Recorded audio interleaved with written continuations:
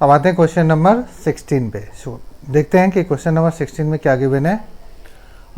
An ideal Zener diode with breakdown voltage of -3 volt is reversed biased with a negative input voltage Vi equals to -5 volt.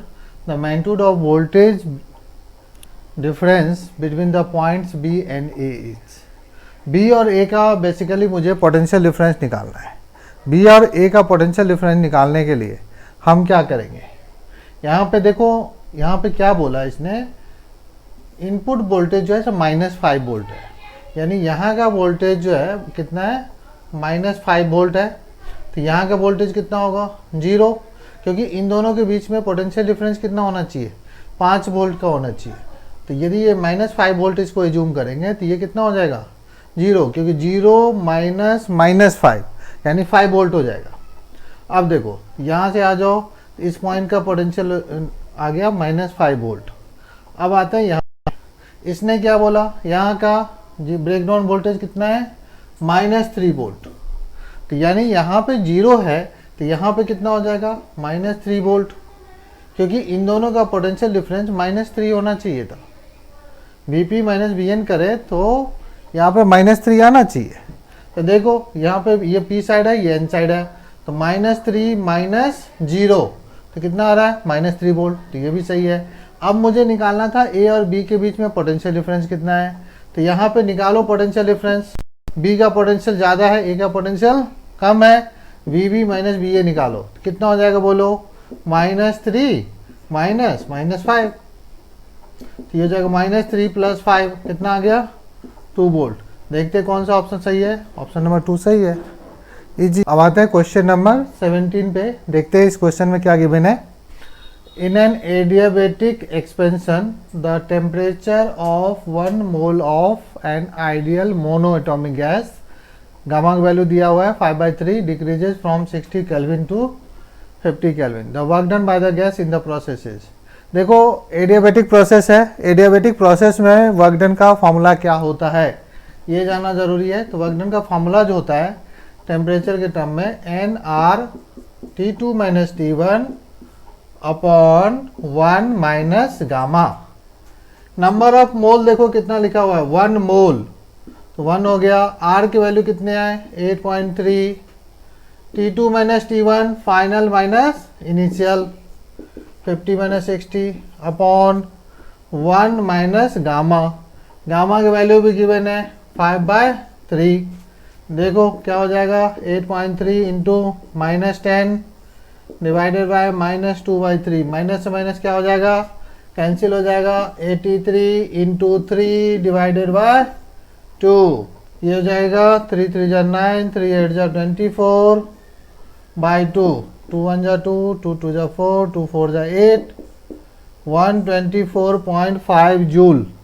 देखो कौन सा option सही है, third option सही है। ये क्वेश्चन जो था बहुत ही इजी क्वेश्चन था, सिर्फ फार्मूला याद करना था, बाकी तो देख ही रहे हो, क्वेश्चन वैल्यू पुट करना था बस। देखते हैं कि क्वेश्चन नंबर 18 में क्या गिवन है। Ray of light with wavelength lambda is incident on the 3 different photoelectric cells, namely 1 2 3. The threshold wavelength of these photoelectric cells are λ1, λ2, λ3 respectively, and the magnitude of stop potential of these cells are V1, V2, V3 respectively. The relation between lambda and threshold wavelength are given. λ1 is less than lambda, λ2 is greater than lambda, and λ3 is greater than lambda. The correct option is, ये सब दिया हुआ, option दिया हुआ है।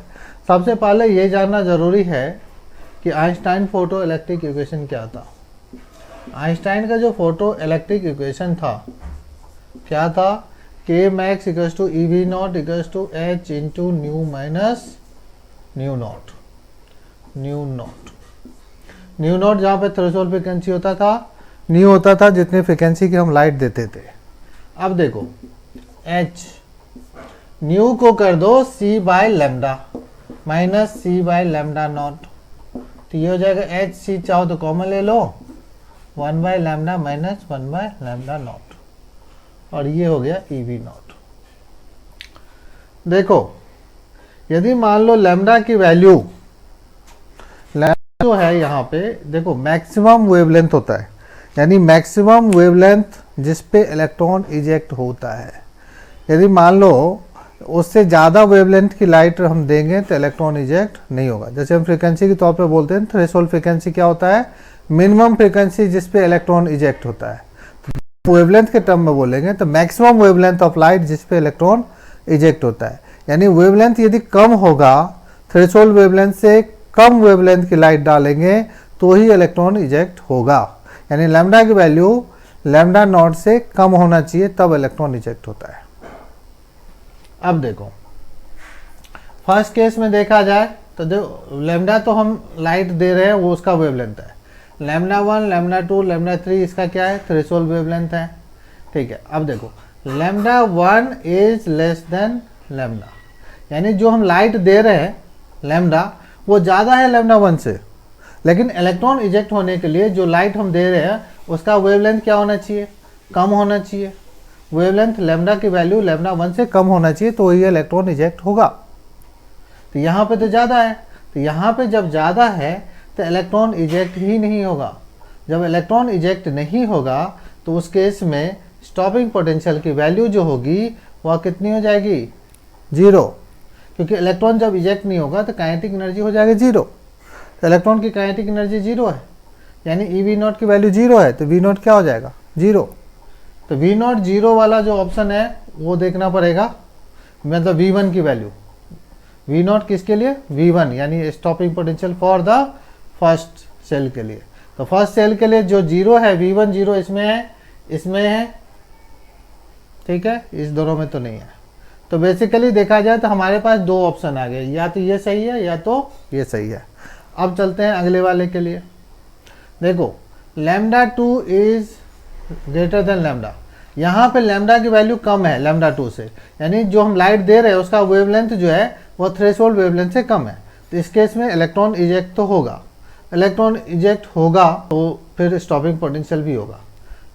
Third case में देखो lambda की वैल्यू बहुत ही कम है, तो जब लैम्डा की वैल्यू जितनी ज़्यादा कम होती जाएगी काइनेटिक एनर्जी उतनी ज़्यादा होती जाएगी। तो हम इसको यहाँ से भी हम चेक कर सकते हैं। देखो लैम्डा की वैल्यू को क्या करो, कम करो, लैम्डा नॉट से कम करो। लैम्डा की वैल्यू कम करोगे तो ये वैल्यू ज़्यादा आएगा, लैम्डा की वैल्यू को कम करोगे तो ये वैल्यू क्या होगा, ज़्यादा होगा। वैल्यू ज़्यादा होगा तो डिफरेंस ज़्यादा होगा, ये डिफरेंस ज़्यादा होगा यानी के मैक्स ज़्यादा होगा, के मैक्स ज़्यादा होगा तो स्टॉपिंग पोटेंशियल भी ज़्यादा होगा। यहाँ पे लैम्डा की वैल्यू बहुत ही कम है लैम्डा 3 से, यानी इस केस में इसकी काइनेटिक एनर्जी सबसे ज़्यादा होगी। तो काइनेटिक एनर्जी जब सबसे ज़्यादा होगी तो स्टॉपिंग पोटेंशियल भी इसी का ज़्यादा होगा, यानी V3 जो होगा वह V2 से क्या होगा, ग्रेटर होगा। तो V3 ग्रेटर देन V2। देखो ये वाला ऑप्शन सही है, इसमें उल्टा लिखा हुआ है। अब आते हैं क्वेश्चन नंबर 19 पे। A photon and an electron each of mass 20 electron volt energy move in free space. The ratio of linear momentum of electron to that of photon. मतलब इलेक्ट्रॉन और फोटोन का हमें मोमेंटम का ratio निकालना है। Speed of light दिया हुआ है, charge on electron, mass of electron दिया हुआ है। तो देखो सबसे पहले जानना ज़रूरी है कि मोमेंटम ऑफ फोटोन कैसे लेंगे। तो देखो एनर्जी ऑफ फोटोन दोनों का सेम है, ये चीज़ जानना ज़रूरी है। यहाँ पे लिख दिया ईच ऑफ 20 इलेक्ट्रॉन वोल्ट। तो एनर्जी का जो फार्मूला होता है फोटोन के लिए, फोटोन को एज ए जब पार्टिकल एज्यूम करेंगे तो ई का फार्मूला होता है mc², और जब हम लाइट एज्यूम करते हैं यानी वेव तो ई का फार्मूला h न्यू लेते हैं, तो ई का mc² हो जाएगा। तो यहाँ पे हम mc इंटू सी लिख सकते हैं। मास इंटू वेलोसिटी को मोमेंटम ऑफ फोटोन कर सकते हैं, यानी p इंटू सी बोल सकते हैं। मुझे निकालना था मोमेंटम, तो p हो जाएगा E/c, यानी मोमेंटम ऑफ फोटोन का फार्मूला आ गया E/c, जिसका वैल्यू ई की वैल्यू वैसे गिवन है, ई को ई रहने देते हैं। अब आते हैं इलेक्ट्रॉन के लिए। इलेक्ट्रॉन के लिए जो मोमेंटम का फार्मूला देखो लैम्डा h/p होता है। p का फार्मूला क्या होता है, √2mk। तो यहाँ पे मुझे मोमेंटम ही सिर्फ चाहिए, तो फार्मूला होता था 2mk, के जहाँ पे काइनेटिक एनर्जी है, और यहाँ पे 2m को m ही लिख देता हूँ। काइनेटिक एनर्जी, जो इलेक्ट्रॉन के पास जो एनर्जी है वो काइनेटिक एनर्जी के फॉर्मेट में है, यानी यहाँ पे हम चाहें तो ई के इक्वल लिख सकते हैं, क्योंकि उसने बोला था दोनों के पास जो एनर्जी है वो सेम सेम वैल्यू का है। तो यहाँ पे हमने ई लिया था उसके लिए, इसके लिए भी ई ले लेते हैं। अब मुझे क्या करना था, यहाँ पे रेशियो निकालना है momentum of electron divided by momentum of photon. तो momentum of electron divided by momentum of photon निकालना है। मोमेंटम ऑफ इलेक्ट्रॉन का जो फॉर्मूला आया वो कितना आया, 2 by momentum of photon. Momentum of photon जो फॉर्मूला आया वो कितना है, E बाय सी। अब हमें क्या करना पड़ेगा, इसको सॉल्व करना है। तो देखो कैसे सॉल्व करेंगे, ये तो रूट लगा हुआ है, रूट लगा हुआ तो 2 into mass of electron. Mass of electron की जो वैल्यू है वो गिवन है 9 into 10⁻⁻31 into energy of photon. यहाँ पे इलेक्ट्रॉन है तो इलेक्ट्रॉन की एनर्जी, दोनों के वैसे एनर्जी सेम है तो चाहे तो हम वैल्यू पुट कर सकते हैं। यहाँ पे क्या लिखा हुआ है, 20 इलेक्ट्रॉन वोल्ट लिखा हुआ है। तो 20 इलेक्ट्रॉन वोल्ट को जूल में कैसे चेंज करते हैं, इलेक्ट्रॉन के चार्ज से मल्टीप्लाई करके। तो 1.6 इंटू 10⁻⁻19। अब हम क्या करेंगे, ऊपर में देखो ये रेसिप्रोकल होकर के ऊपर चला जाएगा। तो C कितना हो जाएगा, 3 इंटू 10⁸, ये रूट से बाहर है, ध्यान रखना है, डिवाइडेड बाय ई की वैल्यू हमारे पास वही है 20 इलेक्ट्रॉन वोल्ट, 20 इंटू 1.6 इंटू 10⁻⁻19। तो देखो अब इसको क्या करना है, सॉल्व करना पड़ेगा। सॉल्व कैसे करेंगे, ये देखो वैल्यू हमने पुट कर दिया है, ये सी तो हमें पता चल गया कि ये रूट से बाहर है। अब देखो यहाँ पे ये 9 है, ये कितना है 20 है। तो यहाँ पे क्या करो, 9 से देखो 3 तो बाहर कर सकते हो, ये रूट से बाहर निकल गया। अब उसके बाद जो है ये बच गया 20 में से क्या करते हैं, एक 10 इसको दे देते हैं, एक 10 इसको देते हैं, तो ये हो जाएगा हमारा 16। तो एक 10 इसको दे देंगे तो ये 2 इंटू 2, तो एक 2 बाहर आ जाएगा। ये बन गया था हमारा 16 में से 4 बाहर आ जाएगा, ठीक है। अब उसके बाद आ जाओ, ये दोनों पावर को कंबाइन करो, कितना आ जाएगा बोलो, 31 और 19 है ना, 9 और 1 10, 3 और 1 4 और 1 5, तो 50 आ रहा था -50। तो ये बाहर जो निकलेगा -10⁻, मतलब इंटू 10⁻-25 बाहर निकल जाएगा, ठीक है। पहले से बाहर कितना है, 3 इंटू 10⁸, जो है हमारा पहले से बाहर है, डिवाइडेड बाय 20। चाहो तो 2 इंटू 16 कर सकते हैं इसको, ये एक 10 इसको दे देंगे तो 16 हो जाएगा, इंटू 10⁻⁻19। अब देखो इसको सॉल्व करना है। सॉल्व कैसे करेंगे, 2 से 2 क्या हो जाएगा, कैंसिल हो जाएगा, 4 4 जा 16 हो जाएगा, ठीक है। अब उसके बाद कितना होगा बोलो, यहाँ पे 10⁻ को ध्यान से देखें तो कितना आ रहा है, 10⁻-25 है, ये 19 को ऊपर कर दो तो 19 और 8 कितना हो जाएगा, 19 और 1 20 27 -25, तो 10⁻² बचेगा, डिवाइडेड बाय अच्छा नीचे में ये 4 था, ठीक है। तो ऊपर में देखें तो ऊपर में कितना आ रहा था, ऊपर में जो आ रहा था 9 इंटू 3 3 9 हुआ था, इंटू 10⁻², यानी 100 हो गया, डिवाइडेड बाय 2 4, यहाँ पे कैंसिल कर सकते हो, कितना हो जाएगा बोलो, 4 से कैंसिल कर दो और 25 9 जा कितना होगा, 225 हो जाएगा। बस देखते हैं कौन सा ऑप्शन सही है, थर्ड ऑप्शन सही है, इजी है लगे।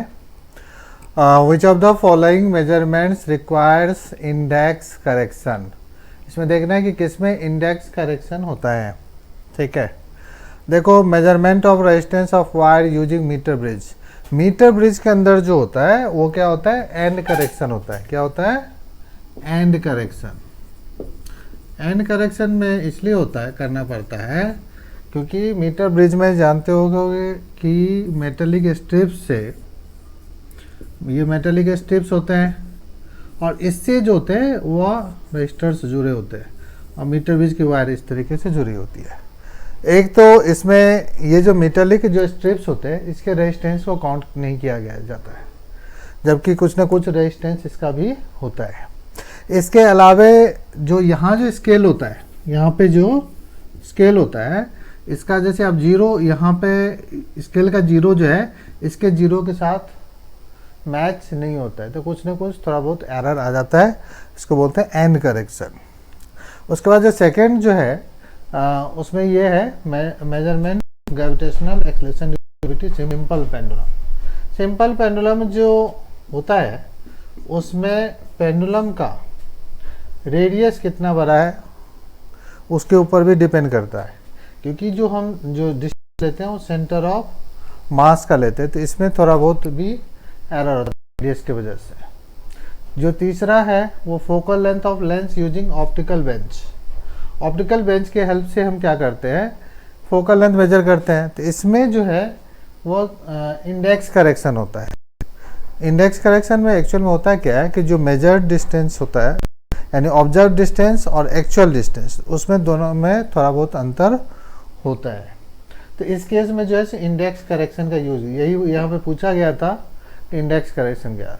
और स्पीड ऑफ साउंड की बात है जहाँ तक रेजोनेंस ट्यूब में, इसमें भी एंड करेक्शन होता है, क्योंकि जहाँ पे ओपन एंड होता है वहाँ पे एंटी नोड जो बनता है वो थोड़ा सा बाहर की तरफ बनता है, मतलब यहाँ पे इधर कहीं बनता है 0.6 R, यानी जहाँ पे ट्यूब एंड होता है उससे 0.6 R ये रेडियस हो गया, इतना डिस्टेंस पे जा कर के एंटी नोड बनता है।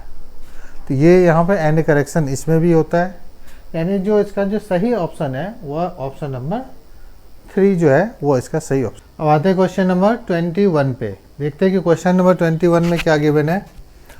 Unit positive point charge is taken slowly through infinitesimally thin tube that is inside a charge dielectric. ये ट्यूब दिया हुआ है, इससे होकर के मूव करवाया जा रहा है। किसको मूव करवाया जा रहा है? यूनिट पॉजिटिव पॉइंट चार्ज को, ठीक है। That is inside a charge dielectric sphere of radius R. ये डायलैक्ट्रिक स्फीयर है यानी इंसुलेटर है एक तरह से, having uniform positive charge density rho, यानी पूरे वॉल्यूम में चार्ज डिस्ट्रीब्यूटेड है और उसका वॉल्यूम चार्ज डेंसिटी जो दिया हुआ है वो कितना है? रो है, as shown in the figure.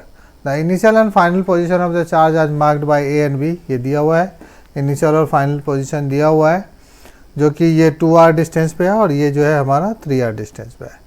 The magnitude of the total work done on the positive charge is this, ठीक है। तो मैग्नीट्यूड निकालना है, मैग्नीट्यूड की वैल्यू एक्चुअल में गिवन है और n की वैल्यू निकालनी है, ठीक है। अब देखो वर्क डन क्या होता है? वर्क डन होता है charge into potential difference. Charge कितना है? चार्ज देखो वर्क डन का फॉर्मूला होता है चार्ज इनटू पोटेंशियल डिफरेंस। तो चार्ज जो है वो तो यूनिट है, पोटेंशियल डिफरेंस यानी फाइनल पॉइंट का पोटेंशियल माइनस इनिशियल पॉइंट का potential, V minus V A. Potential देखो ये जो पॉइंट है या ए और बी दोनों ही पॉइंट स्फीयर के बाहर है, तो पोटेंशियल का फॉर्मूला जो होगा के क्यू बाय आर लगाएंगे। जैसे इस पॉइंट के लिए पोटेंशियल लगाएंगे तो के क्यू बाय आर के जगह पे कितना होगा? 2r। इसके लिए जब हम अप्लाई करेंगे के क्यू बाय 3r, तो यहाँ पे b का मैंने पहले लिखा है तो के क्यू बाय 3r माइनस के क्यू बाय 2r, तो k और q तो कॉमन आ रहा है, तो यहाँ पे हम क्या करेंगे? कॉमन ले लेंगे, तो ये हो जाएगा 1 बाय, चाहो तो r भी कॉमन ले सकते हो, 1/3 माइनस 1/2 हो जाएगा। कितना हो जाएगा बोलो सॉल्व करके? के क्यू की वैल्यू हम पुट कर सकते हैं, देखा जाए ना यहाँ पे एक वैल्यू भी पुट कर सकते हैं, पुट कर ही लेते हैं। के की वैल्यू होता है 1/4 पाई एप्सिलॉन नॉट, जानबूझ के पुट कर रहे हैं क्योंकि यहाँ पे देखो एप्सिलॉन नॉट के टर्म में क्यू की वैल्यू कैसे पुट करेंगे? Volume charge density into volume. Volume कितना हो जाएगा? 4/3 pi R cube, 4/3 pi R cube ये हो जाएगा, इनटू एलसीएम तो चलो 6 हो जाएगा, ये 2 - 3 तो -1 हो जाएगा, -1/6, ठीक है। अब देखो जो जो कैंसिल हो रहा है पहले कैंसिल कर लेते हैं, है ना। तो 4 और पाई कैंसिल हो रहा है, 4 पाई कैंसिल कर लो, तो ये आ रहा है हमारे पास, कितना आ रहा है, रो इंटू 4 पाई तो कैंसिल हो गया था, डिवाइडेड बाय, यहाँ पे देखो एक आर नीचे भी था, यहाँ पे हमारे पास क्या था, एक आर नीचे था, तो एक आर चाहो तो यहाँ पे कैंसिल कर सकते हो, आर स्क्वायर बना सकते हो, तो रो इंटू आर स्क्वायर हो जाएगा, डिवाइडेड बाय ये 3 है हमारे पास और ये 6 है, 3 6 जा 18 है, और ये कौन है, एप्सिलॉन नॉट, तो 18 एप्सिलॉन नॉट हो जाएगा, माइनस साइन भी है, लेकिन यहाँ पे बेसिकली मुझे बोला गया था मैग्नीट्यूड, यहाँ पे लिखा हुआ था मैग्नीट्यूड, मैग्नीट्यूड में तो हमें माइनस साइन को कंसीडर नहीं करेंगे।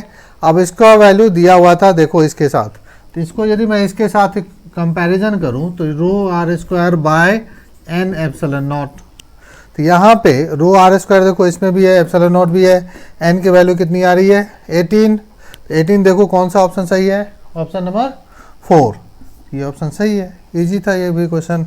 अब आते हैं क्वेश्चन नंबर 22 पे, देखते हैं इसमें क्या गिवन है। Consider 3 media P Q R with refractive index 1, 1.25 and 1.5 respectively. The medium Q has thickness of 5 centimetre, ये क्यू है, इसका थिकनेस दिया हुआ 5 सेंटीमीटर है, is placed between 5 centimetre is placed between extended media P and R as shown in figure. An object O is placed at the center of the Q, placed at the center of the medium Q. If viewed from the medium P near the normal direction, the apparent depth of O is h1. For similar observation from the medium R, एक बार जब इधर से देखा तो h1 दिखा, जब इधर से देखा तो apparent position कितना आ रहा है, एपरेंट डेप्थ यानी h2 है, h1 माइनस h2 का मॉडुलस निकालना है। तो देखो बेसिकली ये जानना ज़रूरी है कि ऑब्जेक्ट जिस मीडियम में हमें है उसको μ1 मानो, ठीक है, और जहाँ से हम देख रहे हैं वो उसको मान लो μ2, ठीक है। तो हमारे पास फार्मूला क्या है, जब हम मान लो इधर से देख रहे हैं, इधर से देख रहे हैं, तो μ1 बाय μ2, μ1 हमने क्या बोला था, जिस मीडियम में ऑब्जेक्ट है उसको क्या कैलकुलेट करना है, μ1, तो μ1 की वैल्यू जो है, जो होगा यहाँ पे कितना हो जाएगा 1.25, μ1 बाय μ2, μ2 की वैल्यू है 1 equals to real depth by apparent depth, real depth यानी इधर से देख रहे हैं तो रियल डेप्थ ये हुआ, टोटल कितना है 5, ये कितना हो जाएगा बोलो 2.5, तो ये हो गया real depth by apparent depth, apparent depth कितना बोला था उसने h1, यहाँ से जब देख रहे हैं तो एपरेंट डेप्थ उस क्वेश्चन में क्या बोला है h1 है, यहाँ पे देखो apparent depth of O is h1, तो यहाँ पर मैं h1 लिख देता हूँ, यहाँ से मैं क्या करूँगा h1 की वैल्यू निकाल लेता हूँ, h1 की वैल्यू जो आएगा कितना आएगा बोलो 2.5 डिवाइडेड बाय 1.25 यानी आ जाएगा 2।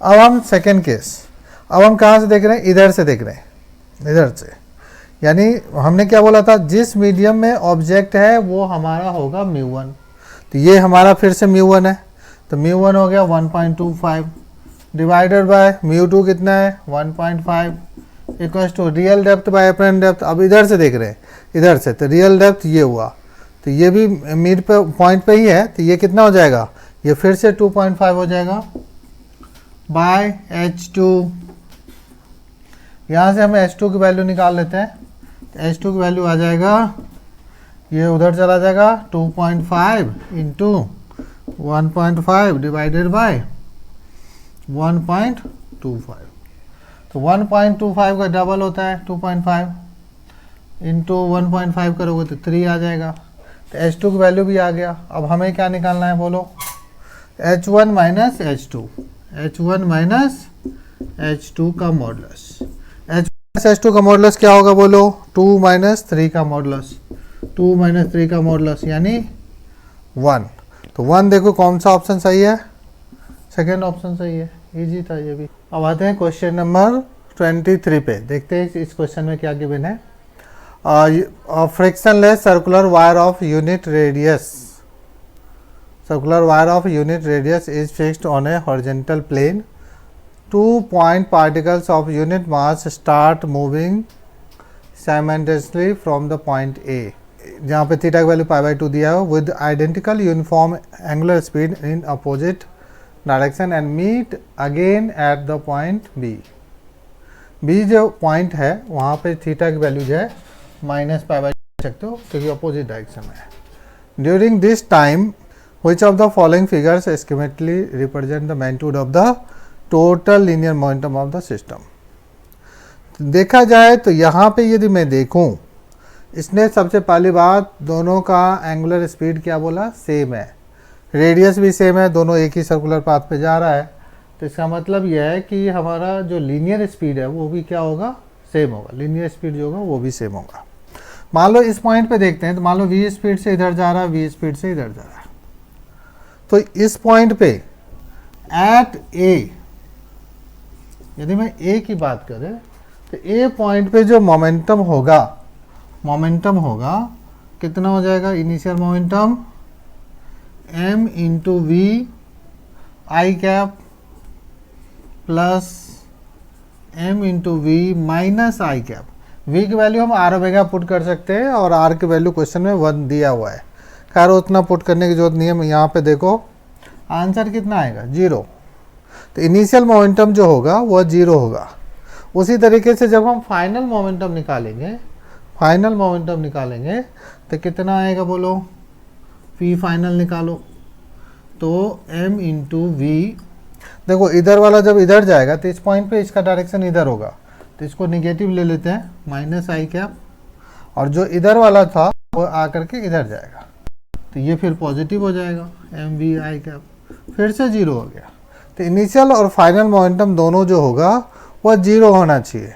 तो देखा जाए तो ग्राफ में देखें तो इसमें तो 0 है ही नहीं, यहाँ पे 0 नहीं है, इसमें भी 0 नहीं है। इस वाले ग्राफ में देखो शुरू में 0 है, बाद में भी 0 है, उसका भी 0 नहीं है शुरू में।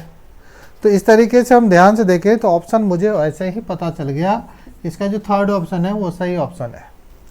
बाकी यदि तुम थोड़ा डिटेल में पढ़ना चाहते हो तो इसके बारे में देखो कैसे कर सकते हैं। मान लो इस पॉइंट पे हम देखना चाहते हैं, इस पॉइंट पे कोई एक रैंडम पॉइंट हम ले लेते हैं, यहाँ पे स्पीड v है, यहाँ से इस तरीके से हमने ज्वाइन कर दिया, ये देखो 90 डिग्री है, ये हो जाएगा 90 माइनस थीटा, ये कितना होगा, थीटा हो जाएगा। अब v के कंपोनेंट को ब्रेक करो तो इधर जो होगा v cos थीटा आ जाएगा, क्योंकि इस लाइन के साथ जो एंगल बना रहा है वो थीटा बना रहा है। इधर की तरफ कितना आएगा, v sin थीटा आ जाएगा। सिमिलरली जब हम इसका लेंगे तो इसका भी नीचे की तरफ जो आएगा v cos थीटा आ जाएगा, इधर की तरफ v sin थीटा आ जाएगा।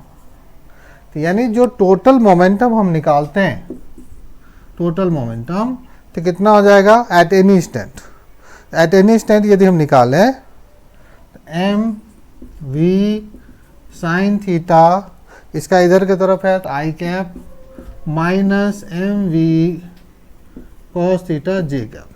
माइनस साइन क्यों लिया, क्योंकि नीचे की तरफ है। उसी तरीके से जब हम इसकी बात करेंगे तो M B sine theta minus आई कैप होगा और M B cos theta minus J cap होगा।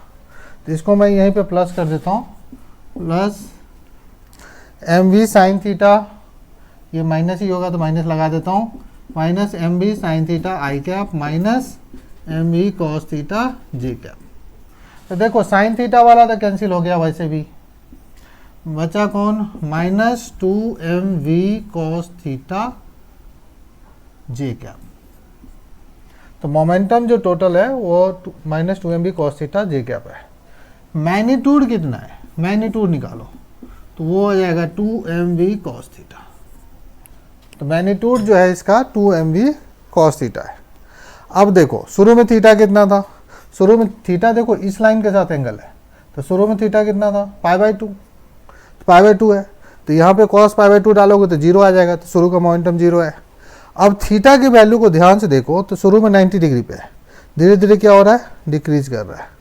तो जब एंगल की वैल्यू 90 से 0 की तरफ जब जाती है तो cos थीटा की वैल्यू इंक्रीज करता है। cos थीटा की वैल्यू इंक्रीज करेगा तो मोमेंटम भी क्या होगा, इंक्रीज करेगा। तो ये मोमेंटम इंक्रीज कर रहा है, शुरू में 0 था, इंक्रीज कर गया। ठीक है, उस केस में अब देखो मैक्सिमम तक पहुंच गया, जब थीटा की वैल्यू 0 डिग्री होगा तो मैक्सिमम हो जाएगा।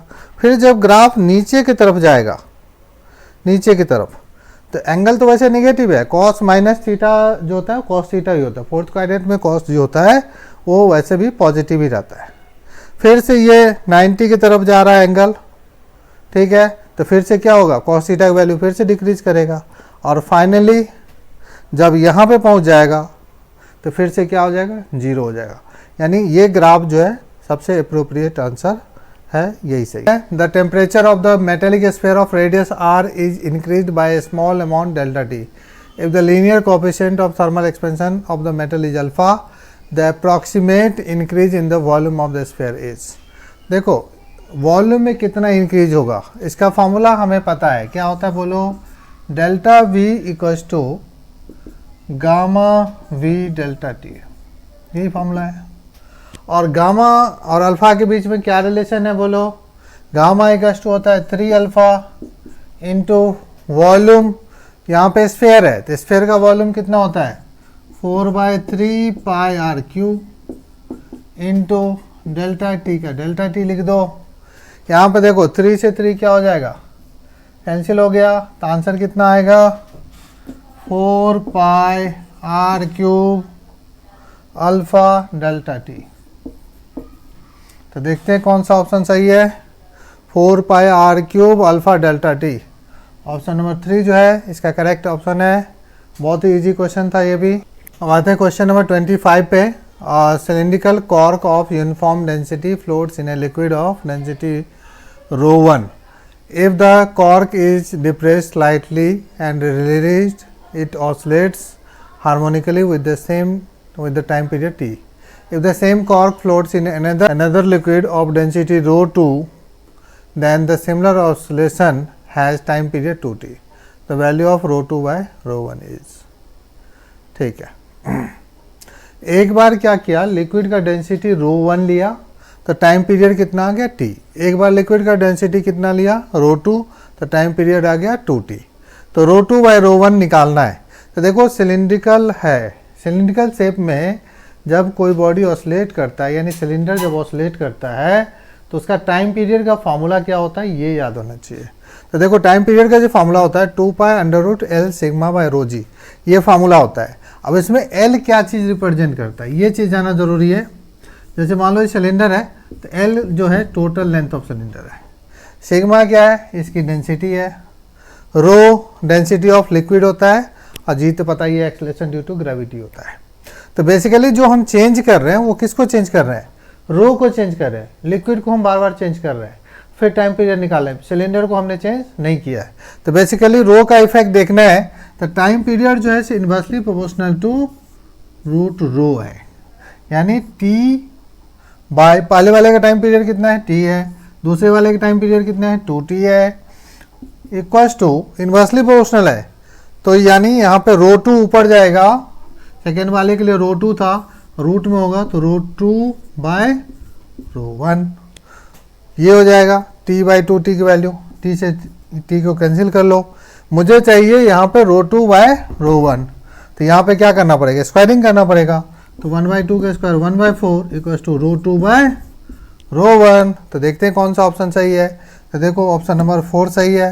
ये भी क्वेश्चन काफ़ी इजी था, केवल फार्मूला लर्न होना चाहिए। तो फार्मूला लर्न होते ही ये क्वेश्चन आसानी से हम सॉल्व कर सकते हैं। आते हैं क्वेश्चन नंबर 26 पे आते हैं, देखते हैं इस पर क्या गिवन है। One main scale division of vernier calliper is equals to 1 millimetre and the number of division on the vernier scale is 10. When both the jaws touch each other, the vernier scale shifts to the left of the zero of the main scale in such a way that fourth vernier division coincides with the division on the main scale. If this vernier caliper measures the length of the wire to be 1 centimeter, the actual length of the wire is.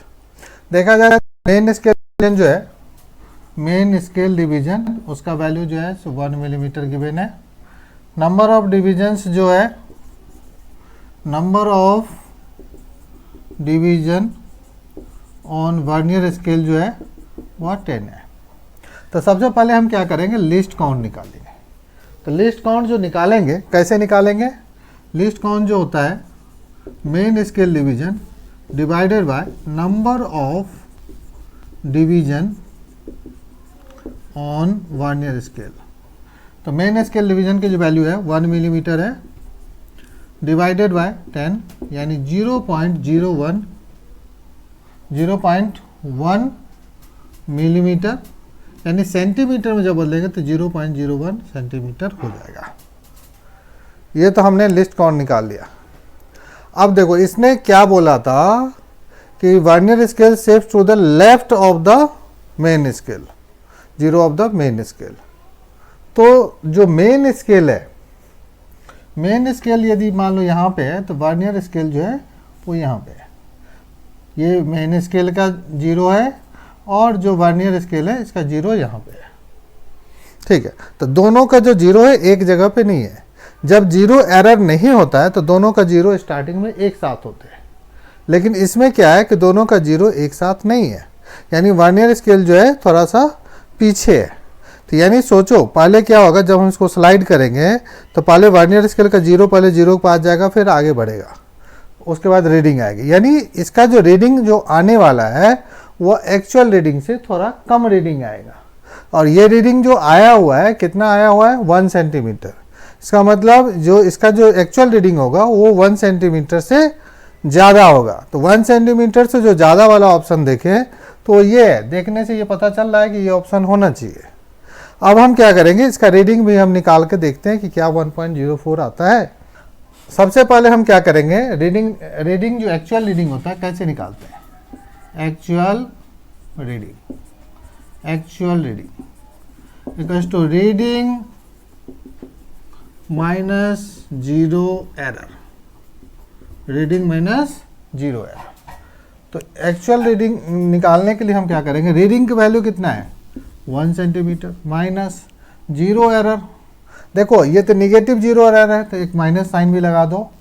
और इसका value क्या होता है, number of divisions on the vernier scale जो कि 10 है, minus coinciding division, coinciding वाला कितना था फोर्थ वाला जो है वर्नियर स्केल का कोइंसाइड कर रहा है। तो 10 - 4 इंटू लिस्ट काउंट की जो वैल्यू हमने निकाला था, कितना निकाला था 0.01। तो ये हो जाएगा 0.01, तो ये हो जाएगा 1 सेंटीमीटर प्लस 6 इंटू 0.01 यानी 1.06 सेंटीमीटर। इसका सही आंसर 1.06 सेंटीमीटर आना चाहिए था, लेकिन वो ऑप्शन में नहीं है। तो इन सब के रेस्पेक्ट में देखा जाए तो सबसे अप्रोप्रिएट आंसर जो है 1.04 सेंटीमीटर। चलो अब आते हैं क्वेश्चन नंबर 27 में। क्वेश्चन नंबर 27 में क्या गिवन है, और सॉलिड स्फीयर ए, ये सॉलिड स्फीयर ए जिसकी बात हो रही है, इसका जो रेडियस है वो कितना है कैपिटल आर है, एंड मास कैपिटल एम, इसका मास कितना है कैपिटल एम गिवन है, is attached to a point to a smaller solid sphere B of radius small R, इसका जो रेडियस है वो स्मॉल आर है, एंड मास स्मॉल एम, इसका जो मास गिवन है वो कितना है स्मॉल एम है। जहाँ पे स्मॉल एम की जो वैल्यू है वो कैपिटल एम से काफ़ी कम है। ये गिवन है, दोनों का सेंटर एक ही लाइन में है, ये भी गिवन है। The moment of inertia of the system calculated और the vertical axis passing through the centre of A is I A, इसके about moment of inertia I A है, बी के अबाउट पास करने वाले एक्सिस के about I B है। Difference निकालना है आई ए माइनस आई बी का। तो पहले देखो हमें इसके अबाउट निकालना है, इसके अबाउट निकालना है, फिर दोनों को माइनस करना है। कैसे करेंगे माइनस, ये देखना है। तो पहले तो आई ए निकालो, तो जो आई ए निकालेंगे कितना होगा बोलो, आई ए का वैल्यू निकालो। तो पहले हम बड़े वाले सॉलिड स्फीयर का मोमेंट ऑफ इनर्शिया लिखेंगे। बड़े वाले का जो मोमेंट ऑफ इनर्शिया होता है, सॉलिड स्फीयर है तो 2/5 mr² प्लस इस स्फीयर का मोमेंट ऑफ इनर्शिया निकालना है इसके अबाउट। तो देखो पहले हम इसके अबाउट मोमेंट ऑफ इनर्शिया हमें पता है, इसके अबाउट मोमेंट ऑफ इनर्शिया इस स्फीयर का कितना होता है, तो 2/5 mr² होगा, प्लस अब देखो मुझे इसके अबाउट पता है 2/5 mr², small M small r², लेकिन मुझे तो चाहिए इसके अबाउट। तो हमें क्या करना पड़ेगा, इसके बीच में पैरेलल एक्सिस थ्योरम लगाएंगे। पैरेलल एक्सिस थ्योरम कैसे लगाते हैं, देखो ये बाहर वाला एक्सिस है, इस स्फीयर के लिए ये क्या है बाहर वाला एक्सिस है, ये वाला एक्सिस क्या है, सेंटर ऑफ मास से पास कर रहा है। तो जब बाहर वाले एक्सिस के अबाउट मोमेंट ऑफ इनर्शिया निकालते हैं तो वह सेंटर से पास करने वाले एक्सिस के about moment of inertia plus m into distance के स्क्वायर, m इसी का लेंगे क्योंकि इसी का मोमेंट ऑफ इनर्शिया निकाल रहे हैं, m इंटू डिस्टेंस का स्क्वायर। डिस्टेंस देखो यहाँ से यहाँ तक कितना होगा, ये r हो गया, ये स्मॉल r हो गया, तो ये डिस्टेंस जो हो गया r प्लस r का होल स्क्वायर। बस, तो ये जो आया हमारा मोमेंट ऑफ इनर्शिया आई ए का वैल्यू आ गया। अब हम इसी तरीके से क्या करेंगे, आई बी का वैल्यू कैलकुलेट करेंगे। आई बी का वैल्यू भी कैलकुलेट कर लेते हैं। आई बी का वैल्यू कितना होगा बोलो, तो पहले तो हम इसके इस छोटे वाले स्फीयर का ही मोमेंट ऑफ इनर्शिया निकाल लेते हैं क्योंकि वो तो ऑलरेडी उसी के सेंटर से पास कर रहा है। तो ये हो जाएगा 2/5 small m small r square plus, अब मुझे इस स्फीयर का मोमेंट ऑफ इनर्शिया निकालना है इस एक्सिस के अबाउट। तो देखो सिमिलरली हमें पता है इसके अबाउट जो मोमेंट ऑफ इनर्शिया होगा वो कितना होगा, 2/5 m into capital R square plus, हम इसका मोमेंट ऑफ इनर्शिया निकाल रहे हैं तो इसका ही मास लेंगे m इंटू डिस्टेंस का स्क्वायर। डिस्टेंस कितना फिर से हो जाएगा, r प्लस r, तो r प्लस r का होल स्क्वायर। ये आ गया हमारा आई बी का वैल्यू आ गया। अब मुझे क्या निकालना है बोलो, आई ए माइनस आई बी। तो आई ए माइनस आई बी, ध्यान से देखो कौन कौन कैंसिल हो रहा है, 2/5 m कैपिटल R स्क्वायर, ये जो पहला पार्ट है ये कैंसिल हो गया, 2/5 m R स्क्वायर, ये वाला पार्ट भी कैंसिल हो गया, बच गया ये। तो दिस मैंने दिस करना है। इसमें भी देखो r प्लस r का होल स्क्वायर तो कॉमन आ गया है ना, तो जब हम माइनस करेंगे यहाँ पे तो क्या हो जाएगा, r प्लस r का होल स्क्वायर जो है वो तो कॉमन आ गया। तो ब्रैकेट के अंदर में कितना आएगा, small m minus capital M, क्योंकि मुझे आई ए माइनस आई बी निकालना है। तो क्या आ जाएगा, small m minus capital M। ठीक है, तो देख लेते हैं वैसे तो कौन सा ऑप्शन सही है। तो small m minus capital M r plus r का होल स्क्वायर, ये देखो ऑप्शन नंबर 2 जो है उसमें यही सेम चीज़ लिखा हुआ है और यही इसका सही आंसर होगा। Consider a spring mass simple harmonic oscillator in one dimension. The mass of the particle is m kg and the spring constant is k. At a given instant, the extension of the spring is x meter and the speed of the particle is v meter per second. On the xv plane, if the graph of v as a function of x is a circle, then the correct option is. तो देखो v और x का graph जो है सो एक circle है। तो पहले देखो फॉर्मूला पता होना चाहिए कि कोई बॉडी यदि SHM करेगा तो v का फॉर्मूला क्या होता है, v का फॉर्मूला होता है omega into A square minus X square, ये हमारा जो है सो फॉर्मूला है। ठीक है, अब हमें यदि मैं स्क्वायरिंग कर दूँ तो वी स्क्वायर इक्वल्स टू हो जाएगा omega square into A square minus X square, यानी V square equals to omega square A square minus omega square X square, V square plus omega square X square equals to omega square A square. तो देखो मुझे जो graph जो बताया गया है v और x का ग्राफ प्लॉट करना है और वो बोला है कि सर्कल है, तो पहले सर्कल का जो स्टैंडर्ड इक्वेशन है ये पहले जानना जरूरी है। क्या होता है, X square plus Y square equals to R square. यदि मान लो सर्कल का सेंटर 0 0 है, रेडियस r है, तो इसका इक्वेशन होता है X square plus Y square equals to R square. वैसे ही ग्राफ में x और y की जगह पे v और x है, ठीक है, x के जगह पे तो v है, मतलब x ही मान लो इसको, ये पूरा वैल्यू आ रहा है, और y की जगह पे ये v स्क्वायर आ रहा है और ये आर स्क्वायर की जगह पे आ रहा है। अब ये सर्कल कब होगा, सर्कल होने के लिए ध्यान से देखो तो पता चलेगा एक्स स्क्वायर और वाई स्क्वायर का जो कोएफिशिएंट है दोनों इक्वल होना चाहिए। मैथ के कंसेप्ट से आपको पता होना चाहिए कि एक्स स्क्वायर और वाई स्क्वायर का जो कोएफिशिएंट होगा वह दोनों जब इक्वल होता है तो वह सर्कल हो जाता है। अब यहाँ पे देखो यहाँ पे V square plus omega square X square है, एक्स स्क्वायर ठीक है, यहाँ पे वी स्क्वायर, इसका कोफिशिएंट तो 1 है, लेकिन एक्स स्क्वायर का कोफिशिएंट यहाँ पे क्या है, ओमेगा स्क्वायर, और सर्कल होने के लिए दोनों का इक्वल होना जरूरी है, यानी ओमेगा स्क्वायर की वैल्यू कितनी होनी चाहिए, 1 के इक्वल होना चाहिए, तो ओमेगा स्क्वायर इक्वल्स टू 1।